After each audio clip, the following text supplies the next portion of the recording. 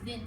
My community, once again, has, and I try not to be negative, but we're not being, considered or counted. You do other things for other areas, but this is indeed, you're not following the full process. Traditionally, the guidelines are presented at the same time the designation is presented. That is true. There's four, and again, correct me, Emily, and somebody else if I'm wrong, but there are 4 districts that, there's a difference between a district and a landmark. A landmark is typically a building, this is a district, this is almost over 5 acres of land, it's actually a pretty large district. There are 4 districts in the city that have guidelines that were done as part of the districts. There's another 2, or there's another 4 that were done. It's 3 and 1. If you cannot, Please, yeah, so please. we have many historic districts, and guidelines were not typically done in the past, and they've realized that that's a mistake, that we need to have guidelines in order to make good, for the review board to make good decisions, and for the communities to know what their options are, what's appropriate. And in the case of Foxhall Village, they allowed the presentation of the district nomination, the guidelines, and then they gave another 30 days for comments after they even heard it. So they voted the same time. Anacostia they did guidelines recently. That was obviously designated years and years ago because people didn't know what to do there. There were no rules as to what was appropriate. So they were sort of forced to do the guidelines.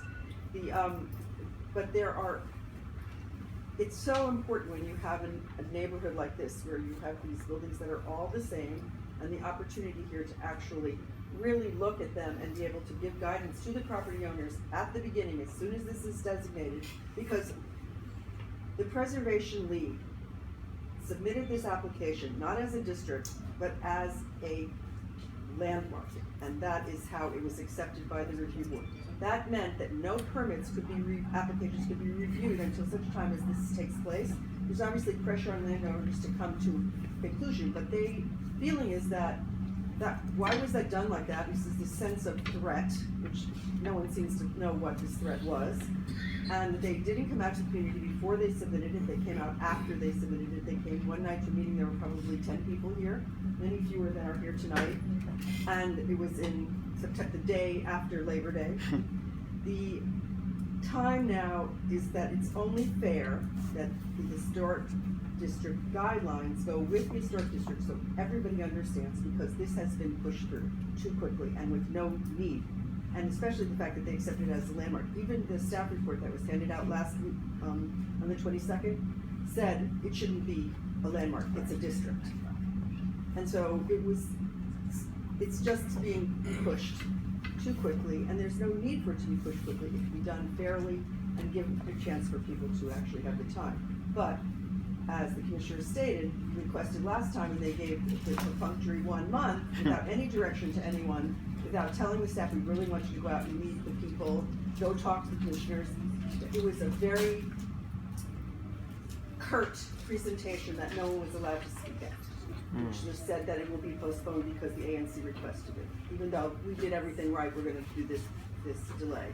And it was kind of surprising, because there's clearly something going on that I think, personally, that we may not know what it is, but the fact is that their owners here tonight saying they support the designation and are just asking for guidelines that is the way of the future. Cities all across the nation, which have residential and commercial historic districts, have guidelines, because everyone understands that's the way to be fair to the community. Sure. Any further discussion, Commissioner? Thank you. Do you mind speaking? I put the motion on the floor that we support the historic designation with attached guidelines. It was moved and, Commissioner seconded? Is there a second? Commissioner Bud.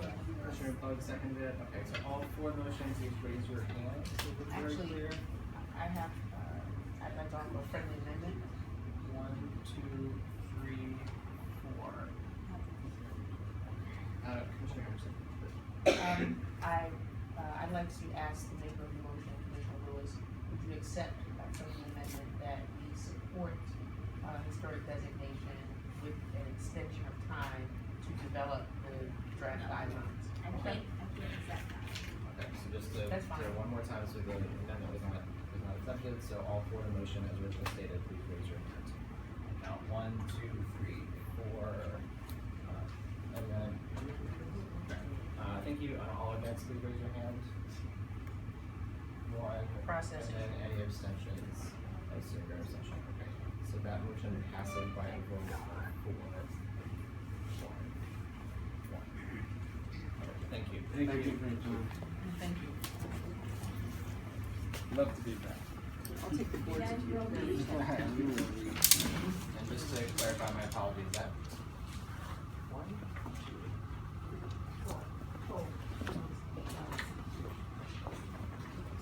2. All right, next up we have, are the folks from DaVita Dialysis here? They were next on the agenda.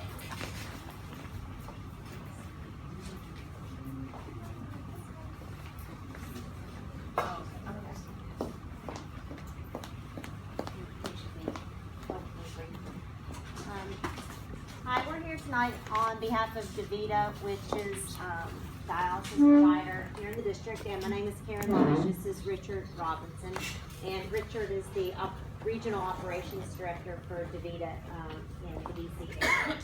So we have previously been to your meeting back in November 2014 regarding movement of an outpatient dialysis facility that's currently over on 8th Street to 920 Bladensburg Road Northeast. And we came here and we sought the community support to locate a dialysis facility at that address. That's right next to the right of the 7-Eleven on Bladensburg Road in what I believe is right now a vacant building right now. And we received the community support to do so. We also received a certificate of need from the State Health Planning and Development Administration. And we are back here tonight because after we received approval, your approval, as well as the Department of Health's approval for the project, once DaVita has determined that it needs to make a change in the project, and Richard can answer any questions about it, but basically DaVita originally intended to renovate the building, but once they got in there, they found that there was a lot more work that needed to be done. DaVita and the landlord agreed that the building should instead be demolished, and DaVita needs to build a brand new building. So our project is already approved, but we need to get a modification approved because that resulted in a larger than expected budget. And so I think from our point of view, a brand new building is a great thing for any community, and we think it would be good for yours as well. And I think DaVita considers itself a good neighbor regardless of where it's located in the district, and I think we hope for your support. So if you have any questions about the project, Richard can absolutely answer them. Great, and with that, we'll open up the floor. If you're done presenting, we'll open the floor to questions from the commission. Yes. We'll do 1 minute rounds again, with 3 minutes. I have a question. Yes, will the proposed new building occupy the same footprint, or are you proposing a larger building? Same footprint. Okay, very good, very easy. Any other questions from the commission? Commissioner Tubbs, did you wanna? Yeah, I move to support the addition to the project. Is there a second? A second. It's been moved and seconded. Any further discussion? All for the motion, please say aye. Aye. All opposed? That motion passes unanimously by a vote of 6-0. Thank you very much. Thank you. And if we could get a written letter of support, then we can provide you with something suggested if you'd like something. If you wanna send that over, we can, yeah, I have your, when is your hearing? It is next month. Project Review Committee is 2nd of November. Yeah, if you would just mind, if you can send it over, Okay. I would know. Okay, all right. Thank you. Thank you, everybody. Thank you. Thank you. Next up on the agenda, and are you doing your presentation quick? You can.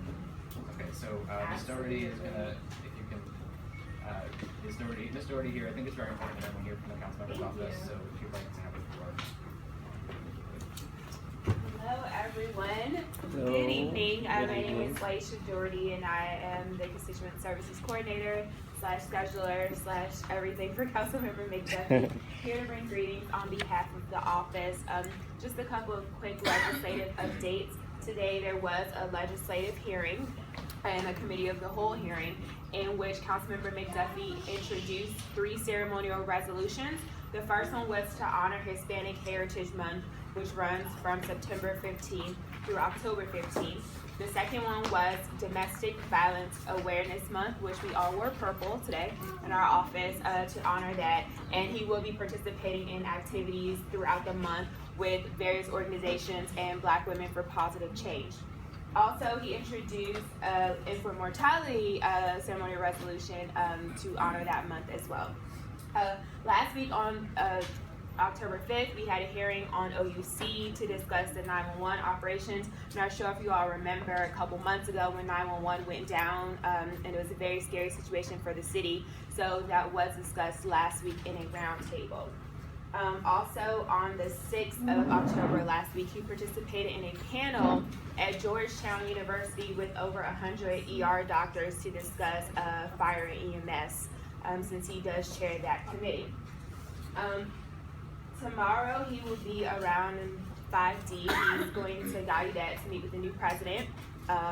She was inaugurated a couple weeks ago, so he will be there meeting with her, and then tomorrow will also be a weekly education campus in the morning to meet with the students and principal there.